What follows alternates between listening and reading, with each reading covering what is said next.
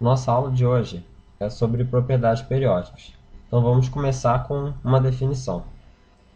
As propriedades periódicas são propriedades dos elementos químicos que variam periodicamente de acordo com seu número atômico.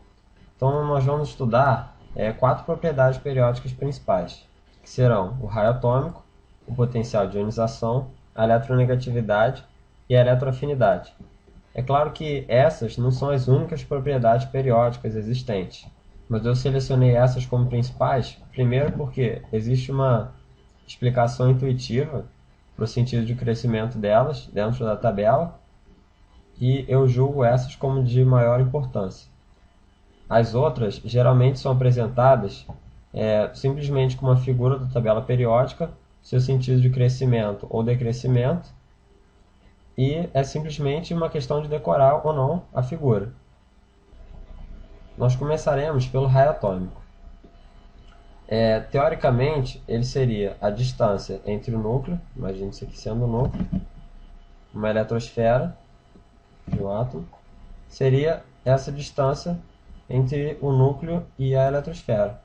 Entretanto, essa distância é bem difícil de medir, porque a eletrosfera não possui uma forma definida, não é uma esfera perfeita. Então, esse raio atômico é medido da seguinte maneira. Imagine dois átomos de um mesmo elemento próximos, e aí com o auxílio de raio-x, pode-se medir essa distância entre os núcleos. E essa distância então fica sendo duas vezes o raio atômico. Por quê? Seria como se fosse aqui R e aqui R, por isso 2R. Então a definição formal de raio atômico ela é a metade da distância mínima entre dois átomos de mesmo elemento que não estejam ligados. Isso é observação. No caso de ocorrer a ligação, como nós vamos estudar, o raio atômico não vai ser mais o mesmo. Vamos ver, então, como comparar os raios atômicos dos elementos dentro da tabela periódica. Nós temos esse sentido de crescimento e esse sentido de crescimento. O que isso quer dizer? Primeiro, a seta para baixo. Ela indica que, fixado um grupo para todos os elementos de um determinado grupo ou família, o raio atômico cresce conforme você vai descendo os períodos. Nós já vimos que os períodos representam o número de camadas eletrônicas de um determinado átomo. Então, como funciona? Eu tenho um certo átomo, por exemplo, aqui no primeiro grupo, no grupo 1. E ele tem uma certa quantidade de camadas eletrônicas, portanto, possui aqui um raio 1, vamos chamar assim. Agora, o elemento que está logo abaixo dele, esse outro elemento então vai possuir uma camada eletrônica a mais. Isso vai fazer com que o seu raio R2 seja maior que o R1, pois a distância do núcleo até, vamos dizer assim, o fim da eletrosfera fica maior com o aumento da quantidade de camadas eletrônicas. Conclusão, R2 é maior que R1. Aumentando os períodos, você aumenta o número de camadas eletrônicas e, consequentemente, a distância entre o núcleo e a eletrosfera. Vamos ver o que significa, então, a seta para a esquerda. Ela quer dizer que, fixado um período, ou seja, para os elementos de um certo período, os elementos que estão mais à esquerda possuem maior raio atômico. Nós sabemos que a tabela periódica está organizada por número crescente de número atômico. Então, dentro do mesmo período, os que estão mais à esquerda possuem menor número atômico. Então, como que isso influencia no raio atômico? Imagine um átomo aqui, então. Seu núcleo e sua eletrosfera. Você sabe que o núcleo contém partículas de carga positiva e na eletrosfera partículas de carga negativa. Isso gera uma força elétrica de atração entre o núcleo e a eletrosfera. Dentro de um determinado período, todos os elementos possuem a mesma quantidade de camadas eletrônicas. Entretanto, conforme você chega para a direita, aumenta o seu número atômico, então aumenta o seu número de partículas com carga positiva no núcleo. Isso gera uma força elétrica mais forte de atração entre a eletrosfera e o núcleo. o que faz, vamos dizer assim, a eletrosfera chegar mais perto do núcleo. Então, se esse aqui possui um raio R1 e esse aqui possui um raio R2, nós sabemos que essa eletrosfera está sendo puxada com uma força maior por esse núcleo, que possui uma maior quantidade de cargas positivas, e, portanto, esse raio atômico aqui vai ser menor do que o primeiro. Conclusão, R2 menor do que R1. A próxima propriedade periódica que nós vamos ver é o potencial de ionização. Então, o que é o potencial de ionização? Ele é a energia necessária para arrancar um elétron de um átomo neutro no estado gasoso. Então vamos ver como que eu posso fazer essa medida. Vamos raciocinar intuitivamente. Quanto mais distante o elétron estiver do núcleo, mais fácil vai ser. O que quer dizer ser mais fácil? Quer dizer, eu vou precisar de menos energia para arrancar esse elétron da eletrosfera. E o que é um elétron estar mais distante do núcleo? Esse átomo tem um raio atômico maior. Então, resumo.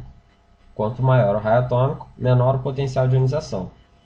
Se nós tínhamos para as setas de sentido de crescimento do raio atômico para baixo e para a esquerda, aqui nós vamos ter, como é o oposto, para a direita e para cima. Essa ideia pode parecer um pouco confusa, mas vamos pensar. Eu tenho núcleo e aqui eu tenho um elétron. Como eu já falei anteriormente, existe uma força de atração. Agora imagine esse mesmo núcleo em um átomo que tem um raio atômico muito maior. Então, quanto maior a distância, menor é a força elétrica de atração. Se a força que está puxando o elétron é menor, mais fácil vai ser de arrancar, ou seja, de retirar esse elétron da eletrosfera. Lembrando mais uma vez que ser difícil para a gente é gastar muita energia e ser fácil é gastar pouca energia. A terceira é a eletronegatividade, que é uma propriedade periódica muito importante, que nós vamos utilizar bastante quando estivermos estudando as ligações químicas. Então, a eletronegatividade é a propriedade pelo qual o átomo apresenta maior tendência a ganhar elétrons. Ou seja, quanto maior sua eletronegatividade, maior sua tendência a receber elétrons. O sentido de crescimento da eletronegatividade é o seguinte: para a direita e para cima, igual ao potencial de ionização. Mas nós temos que fazer uma ressalva. Exclui-se dessas comparações de eletronegatividade os gases nobres, que, como nós já vimos, eles são estáveis e não apresentam qualquer tendência a ganhar ou perder elétrons. Ao invés de explicar intuitivamente por que ocorre essa seta, eu vou apresentar a escala de Pauling.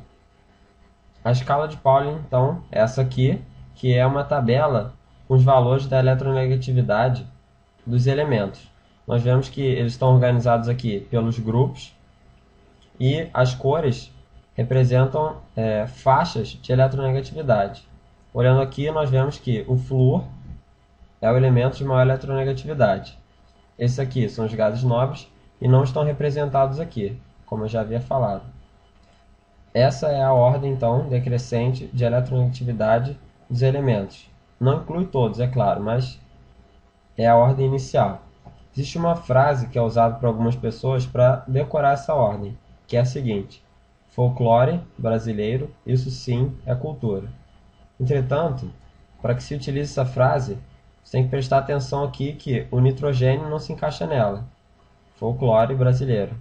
Então eu estou apresentando ela como sugestão, caso você queira usar para se lembrar. Mas aí também tem que se lembrar junto com ela de que você tem que incluir aqui o nitrogênio entre o oxigênio e o cloro, que não faz parte da frase. Para terminar, nós vamos ver a eletroafinidade, que também é chamada de afinidade eletrônica, que é a energia liberada quando o elétron é adicionado a um átomo neutro no estado gasoso. O que isso quer dizer? A eletroafinidade é uma maneira, vamos dizer assim, de se medir a força com que um átomo segura esse elétron extra que está sendo adicionado.